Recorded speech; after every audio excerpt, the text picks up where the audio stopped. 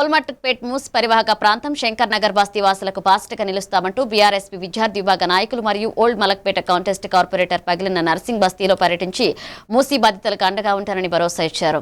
Pagilla nursing మాట్లాడుతూ ఇక్కడ మా ఇళ్లను కూల్చేస్తే అక్కడ మీ ఇంటికి 100 బుల్డోజర్లు పంపి ఇంటితో పాటుగా నిన్ను నీ టీంని బుల్డోజర్ల కింద చేసి తొక్కిస్తామంటూ రేవంత్ రెడ్డి జాగ్రత్త, నీ రాజకీయాలు మానుకోలేదా, పేద ప్రజలను కూల్చడం మానుకో, మా పేదల జోలికి వస్తే ఊరుకునేది లేదన్నారు. అనంతరం పలువురికి ఫుడ్ లైసెన్స్ అడిషనల్ కలెక్టర్ చేతుల మీదుగా అందజేశారు. ఈ కార్యక్రమంలో జిల్లా ఆహార భద్రతా అధికారి ప్రత్యూష, జిల్లా సంక్షేమ అధికారి మిల్కా, జిల్లా వైద్యారోగ్య శాఖ అధికారి Narender Rathod, RIMS director Jaising Rathod, food safety controller Nayak, ఇక వైద్యులు దీపక్, పుష్కర్, నరేందర్ తదితర అధికారులు పాల్గొన్నారు. మీరు భయపడితే మేము కూడా భయపడతాం. విన్నారా? మీ ఇంట్లో 4 కొడుకులు ఉన్నారు.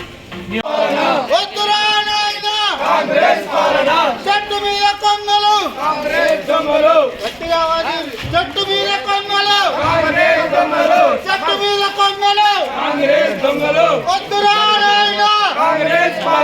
ఏరియాలు తిరిగి మేమందరినీ ప్రజల్ని డోర్ టు డోర్ వెళ్ళి వాళ్ళందరికీ ధైర్యాన్ని నింపుతున్నాం. కాబట్టి రేవంత్ రెడ్డి చేసే లుచ్చా రాజకీయాలకు రేవంత్ రెడ్డి నువ్వు ఎంత లుచ్చా రాజకీయాలు చేసినా ఎవడు చూస్తూ ఊక్కునేటోళ్ళు లేడీడా. నువ్వు ఒక బుల్డోజర్ పంపిస్తే 10 బుల్డోజర్లు నీ ఇంటికి పంపుదామని చెప్పి మాకు వస్తున్నాయని చెప్పి ఇంటిమేషన్ రాగానే ఆ 2 రోజుల ముందే నీ ఇంటికి 50,000తోని ముట్టడించి అదే బుల్డోజర్తోని నీ ఇల్లు గులగొడతామని చెప్పి మేమందరం కూడా చెప్తున్నాము. అదే బుల్డోజర్ కింద వేసి నిన్ను, నీ కాంగ్రెస్ టీంని, నీ మంత్రులను కూడా అందరినీ తొక్కి చంపుతామని చెప్పి చెప్తున్నాము. మా ఒక్క ఇల్లు పోయినా కూడా చెప్తున్నాగా, మా అమ్మ అయ్య పుట్ట కూడా పుట్టలేదు.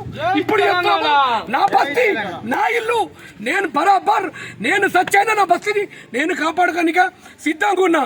జై